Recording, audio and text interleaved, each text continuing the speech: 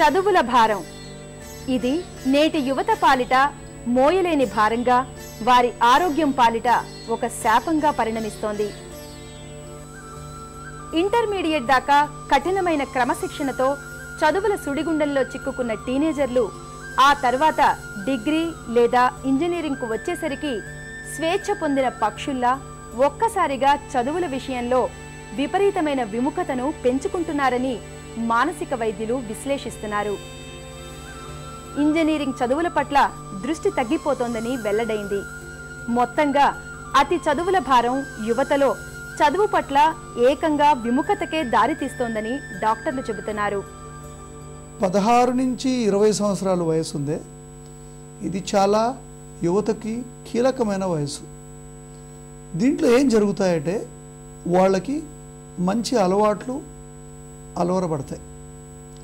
రెండవది వ్యాయామం పట్ల కానీ, మంచి బిహేవియర్, మంచి నడవడిక పట్ల కానీ, తర్వాత ఏదైనా సరే వాళ్ళు జీవితంలో ఎలా మెలగబోతారు అనడానికి ఈ సంవత్సరాలు చాలా ముఖ్యమైనవి. మనం గమనించిన ముఖ్యమైన ప్రాబ్లమ్స్లో ఏంటంటే, ఈ ఇంటర్మీడియట్ చదివేటప్పుడు ఈ పిల్లల్ని తల్లిదండ్రులు, కాలేజీ వాళ్ళు అందరూ కూడా మన సొసైటీ అలా ఉంది. మనం వాళ్ళని బాగా గంభీరంగా వాళ్ళ వెంటబడి చదువులు చెప్పడం వల్ల వాళ్ళందరూ కూడా ఒక నిర్బంధానికి గురి అవుతున్నారు. అంటే ఒక జైల్లాగా ఉంది వాళ్ళకి. తర్వాత ఈ జైలు నుంచి బయటికి రాగానే ఏ ఇంజనీరింగ్లోనో డిగ్రీలో చేరగానే వాళ్ళకి చదువు మీద ఉండేటువంటి ఆ సీరియస్ ఆసక్తి అంతటికి బోర్ అయిపోయి ఒక్కసారిగా విచ్చలవిడి అయిపోతున్నారు. అందువల్ల ఇంజనీరింగ్ కాలేజెస్లో కానీ వేరే కాలేజెస్లో కూడా యువత ఇప్పుడు చాలా తక్కువ అటెండెన్స్కి గురి అవుతుంది. ఇప్పుడు మీరు ఏ కాలేజీలో అడిగినా కూడా చాలామంది కాలేజీలు సరిగా అటెండ్ కావడం లేదు. రీసెంట్లీ న్యూస్ పేపర్స్లో వచ్చిన న్యూస్ కూడా మనం చూస్తే చాలామంది ఇంజనీరింగ్ స్టూడెంట్స్ పాస్ కావడం లేదు. ఇంజనీరింగ్ అంటే ఎక్కువ మంది ఇంజనీరింగే చదువుతున్నారు. 4 ఏళ్లలో కావాల్సిన వాళ్ళు ఇమీడియట్గా వాళ్ళ డిగ్రీ దొరకడం లేదు. ఎక్కువ మందికి ఎక్కువ మార్కులు రావడం లేదు. ఏదో 5-6 మంది తప్పకుండా పర్ఫార్మర్స్ ఉంటారు కాబట్టి వాళ్ళు బాగా చేస్తున్నారు తప్ప ఇన్ జనరల్ యువతంతా చదువు మీద దృష్టి తగ్గిపోతుంది. దీనికి కారణం ఏంది? ఆ నిర్బంధమైన 2-3 ఏళ్ళు 9వ క్లాస్ నుంచి ఇంటర్మీడియట్ వరకు ముఖ్యమైన వయసులో చాలా నిర్బంధం ఉండడం వల్ల దీనికి గురి అవుతున్నారు. నడవడిక. విద్య మనిషి నడవడికను తీర్చిదిద్దుతుంది. యవ్వనంలోనే దానికి బీజాలు పడతాయి.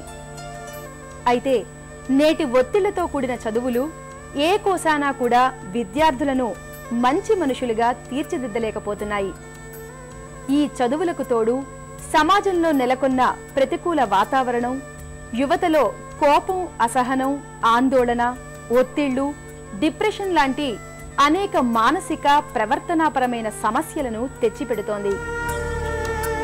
యువకులు అమ్మాయిలపై యాసిడ్ దాడులకు పాల్పడడం, క్రైమ్ రేటు కూడా యువతలో బాగా పెరిగిపోవడం లాంటివి అంతిమంగా యువత నడవడిక పట్ల తగిన శ్రద్ధ తీసుకోవాల్సిన ఆవశ్యకతను నొక్కి చెబుతున్నాయి.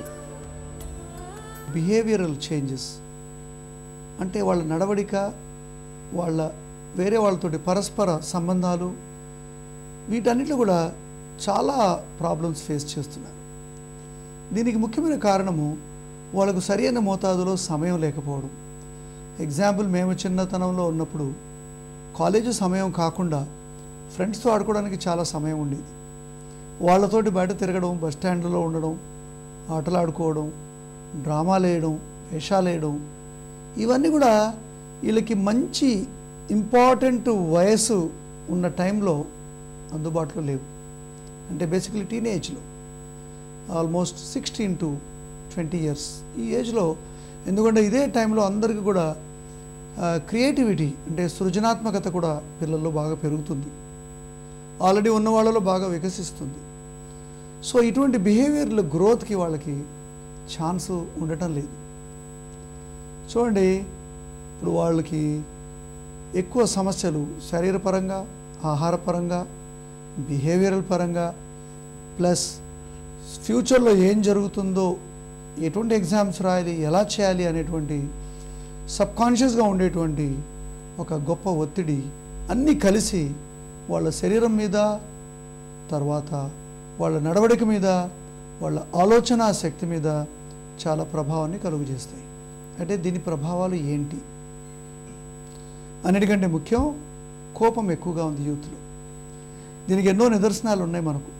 పిల్లల మీద యాసిడ్లు పోవడం, క్రైమ్ రేట్ పెరిగిపోయింది యువతలో, వాళ్ళ మధ్యలో ఫైట్ చేయడం, తర్వాత బందులు గిందులు నిర్వహించడంలో ముందే స్టూడెంట్స్ రావడము.